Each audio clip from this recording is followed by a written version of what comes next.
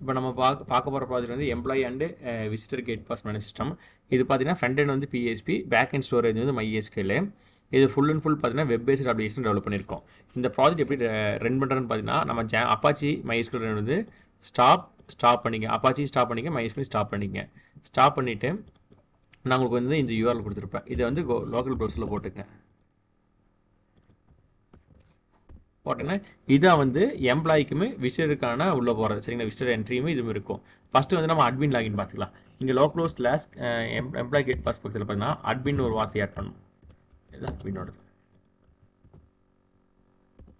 Admin உள்ள வந்தாச்சு. User name வந்து அட்மின், பாஸ்வேர்டு வந்து அட்மின் 1 2 3 கொடுத்து உள்ள போயாச்சு. உள்ளே போனீங்கன்னா எம்ப்ளாயினால தான் பார்த்தீங்கன்னா, அதாவது அட்மினால தான் எம்ப்ளாயி வந்து விசிட்டிங் எப்போலாம் வந்துட்டு உள்ளே போயிருக்காங்க அதை பார்த்துக்க முடியும். எம்ப்ளாயி லாகின் லாக் அவுட் அதாவது பார்த்தீங்கன்னா ஒரு ரிப்போர்ட் எடுத்துக்க முடியும். நீங்கள் இப்போ வந்து எந்த டேட்லேருந்து எக்ஸாம்பிள் பார்த்தீங்கன்னா ஒரு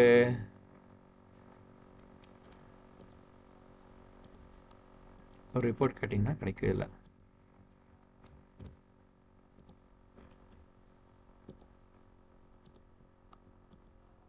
ஓகே, ரிப்போர்ட் பார்த்தீங்கன்னா நம்ம ஆல்ரெடி என்ட்ரி பண்ண ரிப்போர்ட் எந்த டைம்லேருந்து எந்த டைம் வரைக்கும் வேணும் ரிப்போர்ட் எடுத்துக்கலாம். இந்த மாதிரி ரிப்போர்ட் எடுக்கலாம். விசிட்டிங்கில் பார்த்தீங்கன்னா எந்த டைம்லேருந்து எந்த டைம் வரைக்கும் போகிறாங்கன்னு வந்து ஆல்ரெடி நம்ம ரிப்போர்ட் டேட் வைஸ் நம்ம எடுத்துக்கலாம். சரிங்களா, அப்புறம் டிபார்ட்மெண்ட் வந்து பார்த்தீங்கன்னா நியூவாக கிரியேட் பண்ணாலும் கிரியேட் பண்ணிக்க முடியும். அட்மினால புது டிபார்ட்மெண்ட் கிரியேட் பண்ணிக்க முடியும். இது எல்லாமே பண்ணிக்க முடியும்.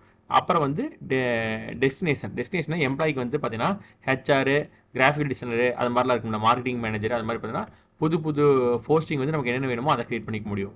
அப்புறம் இந்த யூசர் என்ன பார்த்தீங்கன்னா அட்மினுக்கு கீழே உன்னையும் அட்மின் அதாவது ஸ்டாஃபாக வந்து கிரியேட் பண்ணுற மாதிரி இருந்தால் கிரியேட் பண்ணிக்கலாம். இதில் பார்த்தீங்கன்னா இங்கே கிரியேட் பண்ணுறப்ப ஸ்டாஃபாக அட்மினாக கேட்கும், அதை வச்சு நம்ம கிரியேட் பண்ணிக்கலாம். அடுத்து செட்டிங்ஸ் கொடுத்துருப்பேன்.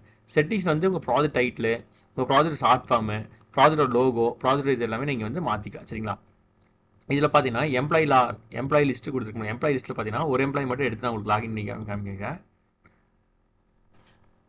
இதில் பார்த்தீங்கன்னா எம்ப்ளாயி லாகின் பண்ணுறதுக்கு பார்த்தீங்கன்னா மெயினாக பார்த்தீங்கன்னா எம்ப்ளாயோட டிபார்ட்மெண்ட் இதெல்லாமே போட்டு நம்ம ரிஜிஸ்டர் பண்ணி வச்சுருக்கோம். நான் வேணால் ஒரு எம்ப்ளாயி கிரியேட் பண்ணிக்கலாம். ஃபஸ்ட்டு எம்ப்ளாயி லிஸ்ட்டில் போயிட்டு ஆட் நியூ எம்ப்ளாயி அதில் போயிட்டு எம்ப்ளாயி நேம் வந்து எக்ஸ்ட்ரா இது போட்டாச்சு. மேல்,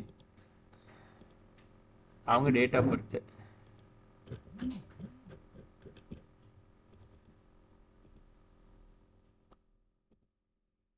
கான்டாக்ட் நம்பர்,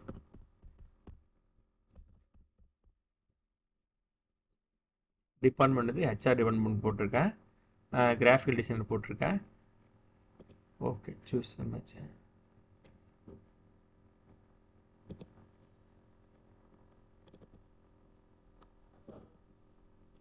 ஒரு இமேஜ் போட்டு ஒரு எம்ப்ளாயி கிரியேட் பண்ணிட்டோம். இப்போ விசிட்டர் யாராச்சும் வராங்கன்னா இல்லை விசிட்டரில் போயிட்டு கான்டாக்ட் நம்பர் டீட்டெயில் நம்ம கொடுத்தோம்னா அங்கே வந்துடும். எம்ப்ளாயில் போயிட்டு பார்த்தீங்கன்னா எம்ப்ளாயி கோட் இருக்குது நம்மக்கிட்ட. எம்ப்ளாயி கோடு பார்த்தீங்கன்னா உங்களுக்கு வந்து எப்படி ஈஸியாக எடுக்குன்னு பார்த்தீங்கன்னா லோக்கல் ஹோஸ்ட் கொடுத்து எம்ப்ளாயி நம்ம இதோட டேட்டாபேஸ் இதுதான். இதில் நம்ம டிஃபால்ட்டாக எம்ப்ளாய்க்கு நம்ம கிரியேட் பண்ண பார்த்தீங்கன்னா எம்ப்ளாயி கோடு இப்படி வந்துட்டுருக்கும். இதான் எம்ப்ளாயி கோடு. இந்த கோடை கொடுத்து அவங்க லாகின் பண்ணாங்கன்னா அதான் ஓகே லாகின் இதாகிடுச்சு. இவ்வளோ தான் இந்த ப்ராஜெக்ட்டு. சரிங்களா.